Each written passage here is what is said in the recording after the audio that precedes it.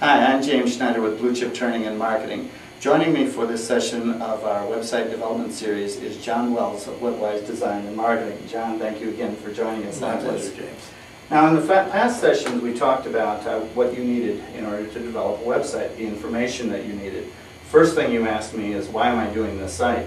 Well, we talked about that in the last session, but now the next question you had was, okay, who is the site for? Who's my audience?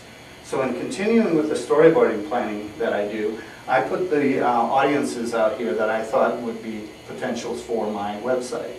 Now, the first is conference planners. I want people, again, my purpose is I want to get gigs with this, I want to make some money, so I want to be speaking at conferences or those sort of meetings. And also possibly utility contacts, because a lot of times the utilities that serve communities are very involved in their economic development and very concerned about the future of the communities that they serve. So those are specific things. Also community leaders, and these aren't just necessarily the people who are in elected positions, although they're part of that, maybe the de facto leaders as well. Economic development people is another target audience. And in a community that have chamber directors or Main Street program directors, I would want them potentially to be looking at this. Community financial institutions, sometimes take a strong leadership role in a community, and I want them to be looking at this website. There's one other group as well, and this is community researchers. These are other people like myself that have information about community and community development issues, and I'd like to exchange information with them, learn from them as well. So I want my website to hopefully attract them to this so we can share information. So does that make sense? It does. I mean, it all broadly falls under community-related audiences, but what we would generally take from a list like that is I would ask you your priorities, and obviously it's conference planners and the utility contacts, and we would probably really emphasize those. And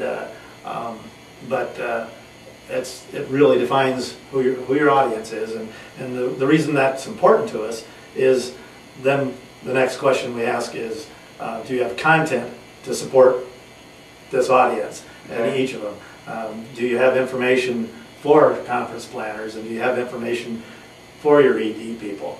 So if you want to draw those people, we need information out there that contains search terms that these kind of people will be using to find your site. So it's real important. Okay, now since I definitely want this to be a business site, I mean it's not just an informational site, we want to do that, but I want it to be business. Would that affect some of the content of the site or the way you do it so that people could respond to me or more easily? Yeah, more so the way we do it, the way we would present it.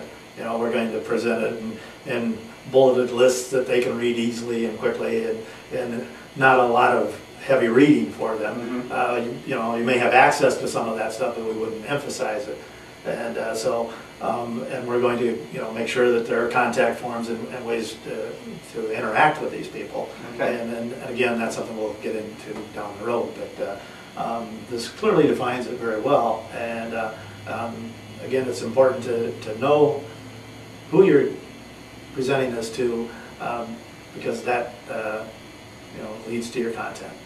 I go back to saying I was a little intimidated. We talked the first time about when you were asking me these questions, and it really wasn't that hard. I think for any of our businesses, we need to have some idea beyond everybody being our target audience.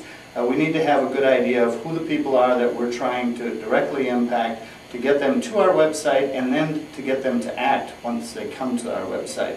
I'm James Schneider with Blue Chip Training and Marketing, and I want to again thank John Wells for joining us. Thank you, James. And we're going to have additional videos in the future that will take you to this next step, and as we talk about content.